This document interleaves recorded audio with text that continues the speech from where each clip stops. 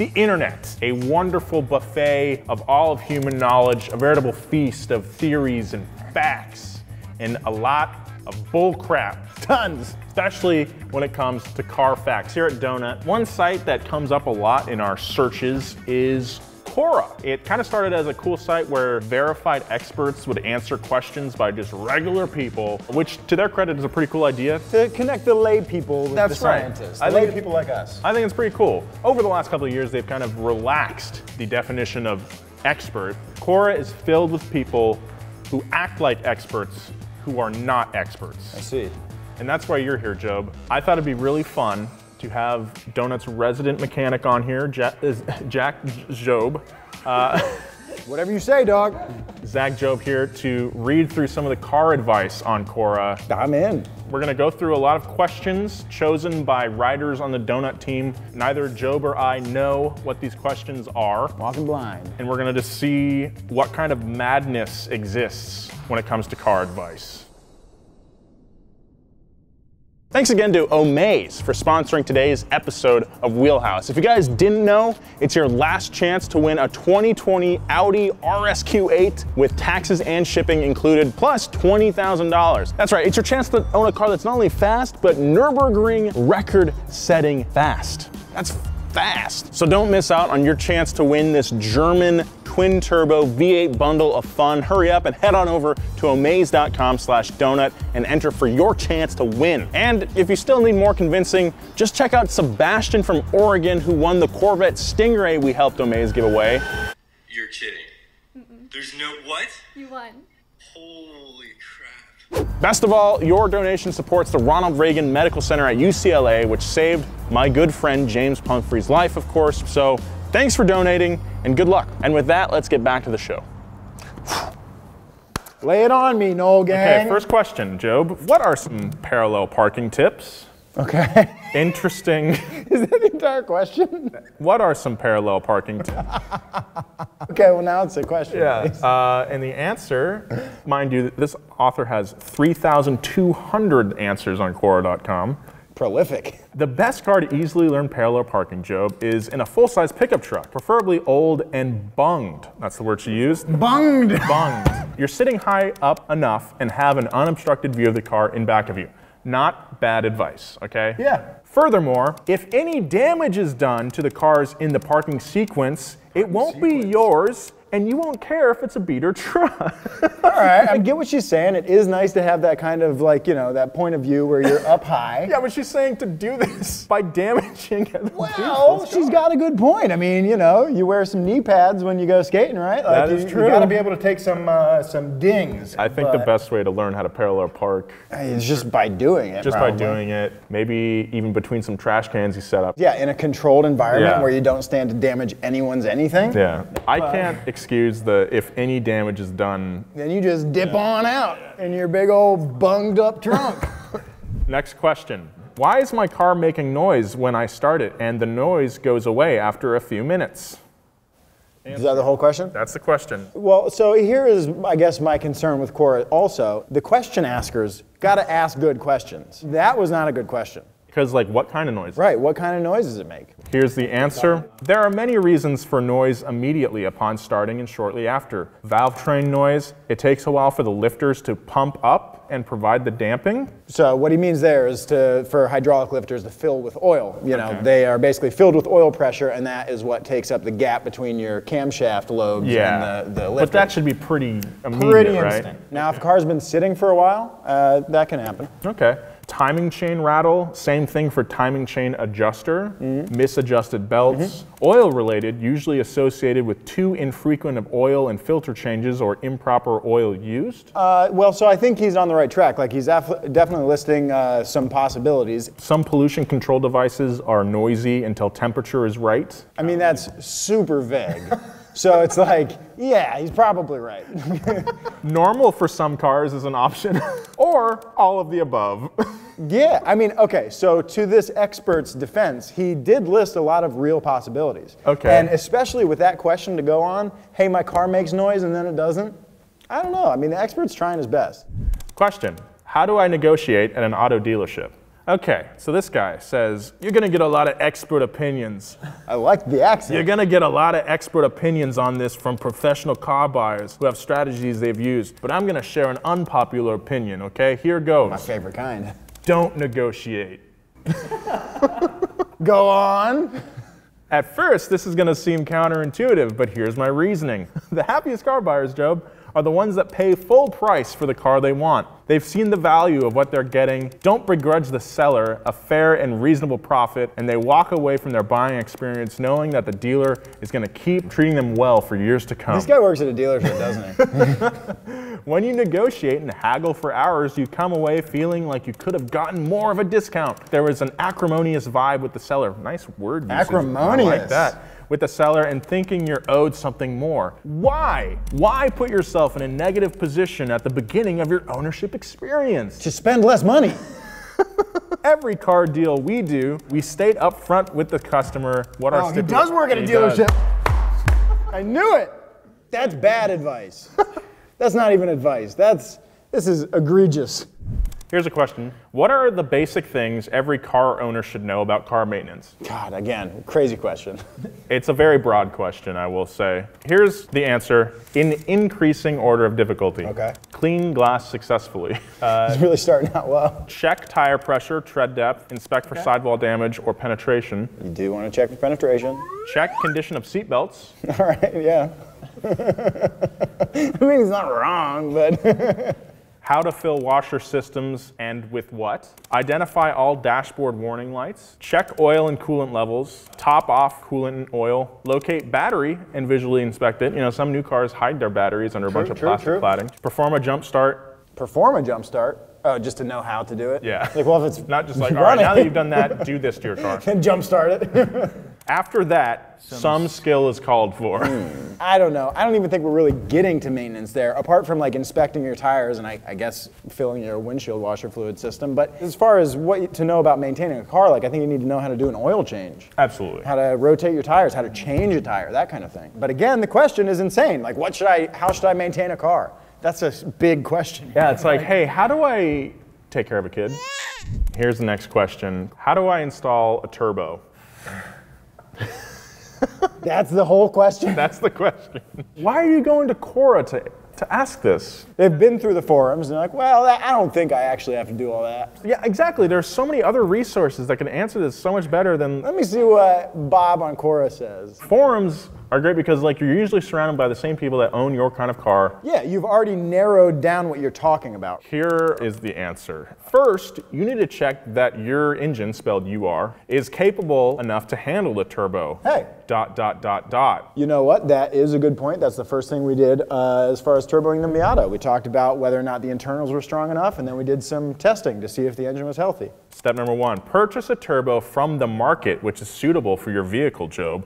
There are various turbos in the market with different RPM, i.e. 1,000, 1,200, 1,500, 1,800, etc. All right. Step number 2, now pull out the exhaust from the cylinder and make modifications in the exhaust pipe so that turbo can be fit into it. Oh, okay. That's the kind of answer we're getting now. Okay. Step number 3, turbochargers basically consists of 2 outlets. The outlet port, which drives fresh forced air into the air intake, and the second one is the wastegate, which rejects the extra air into the exhaust. Does this sound like an expert to you, Joe? Not so much. This guy doesn't know what he's talking about. I mean, he's got an approximation. He's close, but he's saying some weird stuff. Step number 4, make modifications in your turbo as well as your system for inducing fresh air into the intake and rejecting extra fume from the turbo, parentheses, wastegate. I don't know, man. I also think we're getting pretty far away from the question. Now comes the procedure of cooling of turbo. Either connect engine's water pump to pump water through the turbo, or install a new water pump for turbo and couple it with the flywheel. Couple with a flywheel? What? I mean, yeah, I mean, in some ways, your water pump is technically coupled to your flywheel through a very roundabout series. But no, that's just crazy talk. The final step, as soon as all this process is done, set the camshaft timing accordingly for better response. That's probably the only, like he's tuning I mean, it basically. well, what he means is ignition timing, Yeah. I think. Yeah, that is one of the many things that you need to do once you turbo a car, but good Lord. But from the question to the answer, this was a pretty bad one. Next question. What are some easy ways to improve gas mileage? Oh, there's a thing called a fuel shark. I don't know if you've ever heard of it. They're great, dude. He answers, I always significantly exceed published gas mileage ratings. My wife never does, and she doesn't drive faster than I do. All right, Bill. I guess Bill's just built different. All right, Bill. He then goes on to write a How he does massive response, which we do not have time to read in full, and his expertise is rebuilt my first V8 engine when I was 17, which makes him an expert enough, I guess. I just have the feeling that Bill's probably been waiting months to answer this question. So that's why he unloaded on her like that? He unloaded, yes he did. How much time, you know, I feel like if I was an expert at something, I would probably be busy doing that. Yeah. Rather than sitting all day writing these paragraphs on how to try to get a little more MPGs out of your car. Pretty amazing. I don't know. Next question. How long does it take to replace a head gasket? Answer, I can replace a head gasket on a lawnmower in 15 minutes. Well, you know what? I'd be vibing with whoever gave that answer. I can replace a head gasket on a lawnmower in 15 minutes, but on a car, it's going to take you way longer. Depending on the car, it might take you way, way longer. I detect a touch of sarcasm in the answer, and I like that. Question, what is the best speed limit for driving over speed bumps? I actually kind of like this question. Answer, there is no speed limit. Go ahead, try it at 90 miles per hour and see. I mean, I kind of agree. All right, so over by where I live, there are two really crazy dips in the road. You know the dips I'm talking about? I know exactly what you're talking about. If you hit those suckers at about 45, you float right over them. You hit them at 20, and it's like life-altering. So, Question, how to do a burnout in an automatic transmission car? Answer, put it in neutral and floor the gas. When the engine hits red line, drop it into drive and off you go.